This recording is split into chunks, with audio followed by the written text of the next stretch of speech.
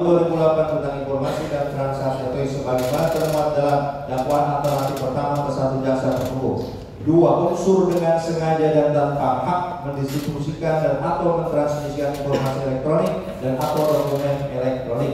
Bahwa yang dimaksud unsur dengan sengaja dapat diartikan dengan menghendaki dan mengetahui. Jadi dapat dikatakan bahwa sengaja berarti menghendaki dan mengetahui apa yang dilakukan. Orang yang melakukan perbuatan dengan sengaja menghendaki perbuatan itu dan di samping itu mengetahui atau menyadari tentang apa yang dilakukan itu bertentangan.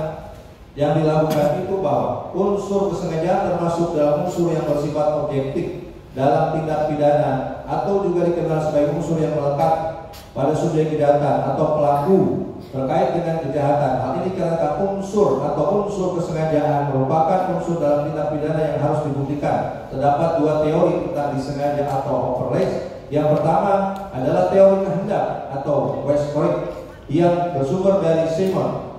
Dan teori kedua terkait Poles-Lincoln yang atau pengetahuan antara lain bersumber dari Pankangan bahwa maksud unsur kesengajaan dalam pasal ini adalah seorang pelaku atau dengan sengaja melakukan perbuatan pemberatan yang dilarang dalam pasal 45 ayat 10 huruf A junto pasal 27B ayat 2 Undang-Undang ITE bahwa unsur dengan sengaja made offset menunjukkan adanya kesengajaan sebagai suatu unsur delik yang dalam perumusan delik sesuai maksud atau kehendak pembentuk undang-undang yaitu Undang-Undang Nomor 11 Tahun 2008 sebagaimana telah diubah dengan Undang-Undang Nomor 1 Tahun 2024 tentang informasi dan transaksi elektronik. Undang-Undang Nomor 11 Tahun 2008 tentang informasi dan transaksi elektronik maka unsur dengan sengaja dalam pasal tersebut harus dihubungkan dengan perbuatan yang dilarang undang-undang tersebut yaitu perbuatan material mendistribusikan dan atau mentransmisikan informasi elektronik dan atau dokumen elektronik. Bahwa menurut Prof. Jan Remeling makna menghendaki wills berarti berkehendak lebih dari semata menginginkan dan berharap, sedangkan makna mengetahui atau wetan berarti mengerti, memahami dan menyadari sesuatu. Selanjutnya dalam kesengajaan terkandung elemen politik kehendak dan pengetahuan. Tindakan sengaja selalu dikehendaki dan disadari atau diketahui bahwa unsur tanpa hak merupakan perumusan unsur sifat melawan hukum. Pengertian melawan hukum dalam hukum pidana dapat diartikan bertentangan dengan hukum, bertentangan dengan hak orang lain tanpa kewenangan atau tanpa hak. Bahwa pada hakikatnya dalam disiplin ilmu hukum pidana sesuatu undang-undang itu haruslah ditafsirkan menurut undang-undang itu sendiri, tidak boleh ditafsirkan lain.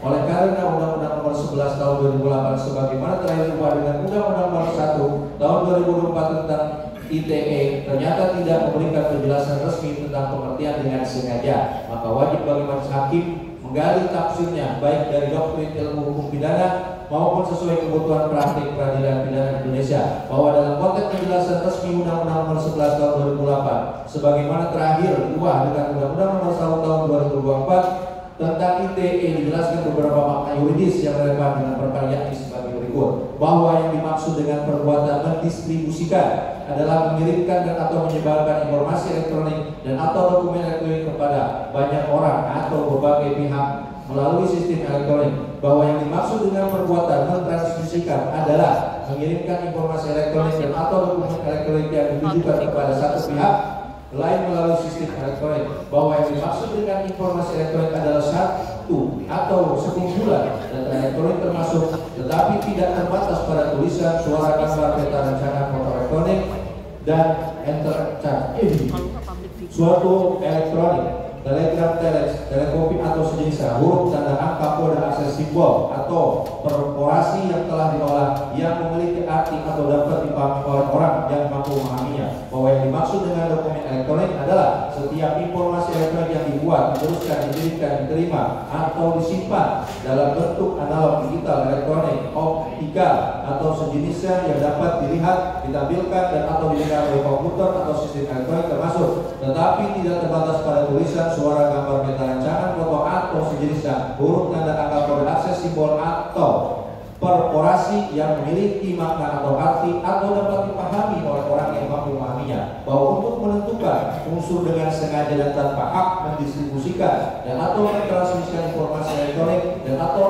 dokumen elektronik terbukti atau tidak dalam diri terdakwa Nikita Mirzani, maka terlebih dahulu harus dibuktikan apakah benar terdakwa Nikita Mirzani pernah melakukan perbuatan mendistribusikan atau mentransmisikan sebuah informasi elektronik dan atau dokumen elektronik yang isinya bersifat rahasia. Bahwa dalam fakta yang terungkap di persidangan, terdakwa tidak pernah memegang sistem elektronik dan atau dokumen elektronik yang sifatnya adalah sebuah rahasia yang dimiliki oleh saksi Reza Gladys.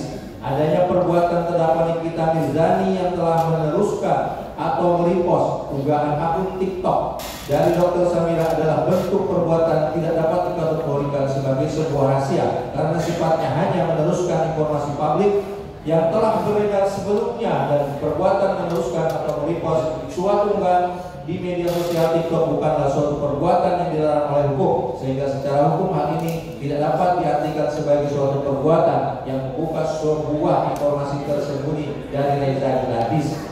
Bahwa persidangan ini terungkap juga fakta yang melakukan review yang jelek terhadap produk Glowing Buster Cell milik PT Gravisa RMA Group adalah saksi Dr. Samira melalui akun TikTok, sehingga tidak ada informasi elektronik dan atau dokumen elektronik yang ditransmisikan atau didistribusikan oleh terdakwa Nikita Mirzani. Bahwa berkenaan dengan kesimpulan jaksa penuntut umum dalam surat tuntutannya pada halaman 127 dan 135 yang pada intinya mengatakan ada 4 gambar berupa 3 gambar Glowing Buster Cell dan 1 gambar nota pembelian e-commerce Glowing Buster Cell Gravisa yang telah diburamkan tanggalnya tersebut akan dikirimkan kepada saksi Reza Gladys sebagai alat untuk mengancam saksi Reza Gladys yang seolah-olah Glowing Buster Cell tersebut masih diperjualbelikan oleh saksi Reza Gladys, dan terdakwa Nikita Mirzani akan speak up dengan cara mereview produk Glowing Buster Cell tersebut tidak boleh dijual secara bebas adalah kesimpulan yang tidak berdasar fakta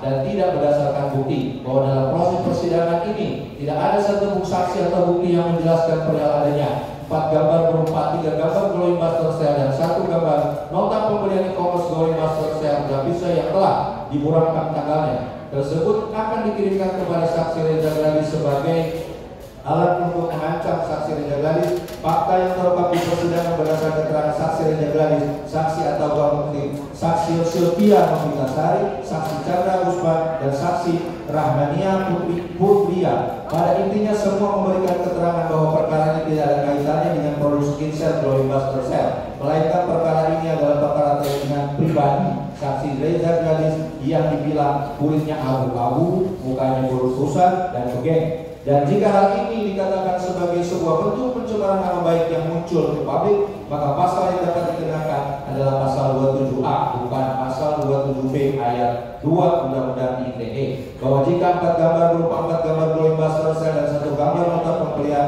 e-commerce